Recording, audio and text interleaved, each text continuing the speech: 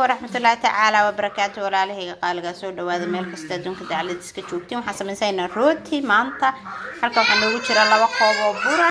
أصحابي لبا كوبا دقيقة هلكم نو جرى هلكم حنو يا لبا كوبا لبا حبة وكون يا خميرسو waxaan ku darayaa wax yar oo sonkor laba malqacdood amal iyo laba malqacdood oo balan yoogida insha Allah bidmillaah kariim rooti baan ka soo tuurayna casriyaha macaan badan insha Allah wala socon doontiin assalaamu calaykum walaalahay waan isku soo noqonay daqiiqadu way noo soo khamiirtay insha Allah hadda halkaasaan ku soo habaysanayna saasaan soo googeynayna intaasaan soo laaleekaysiinayna insha Allah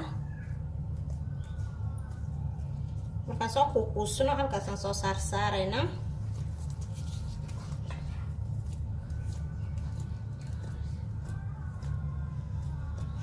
inta khiyaart halkaas aasaan soo saarayna ku soo safayna hadhowiyadaas qabsanaysa laakiin waan ku soo safaynaa inaga saasaan ku soo wareejinayna insha Allah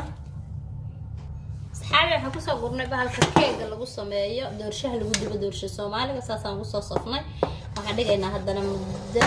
20 daqiiqo camal markay soo yaro qocdo ayaan dabka gelinaynaa insha Allah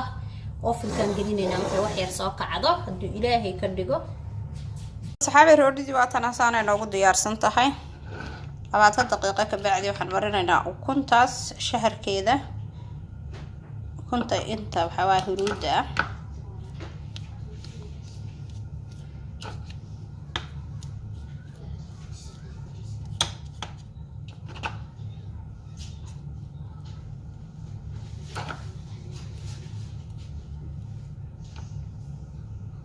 saas markaan wada marinay ukuntii waxaan gelinaynaa oofinka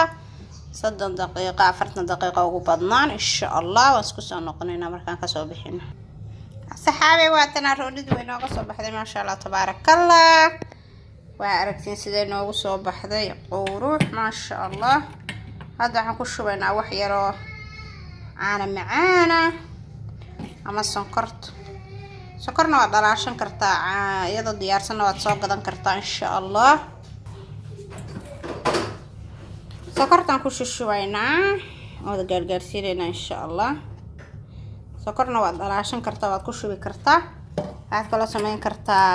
iyadoo diyaarsan baad soo gadan kartaa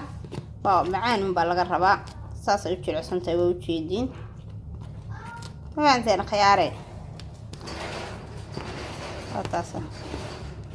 soo dhawaada meel kasta adduunka dacladiisa ka joogtiin walaalahay qaaliga waan idinka mahadcelinayaa sida quruxda badan ay la socotiin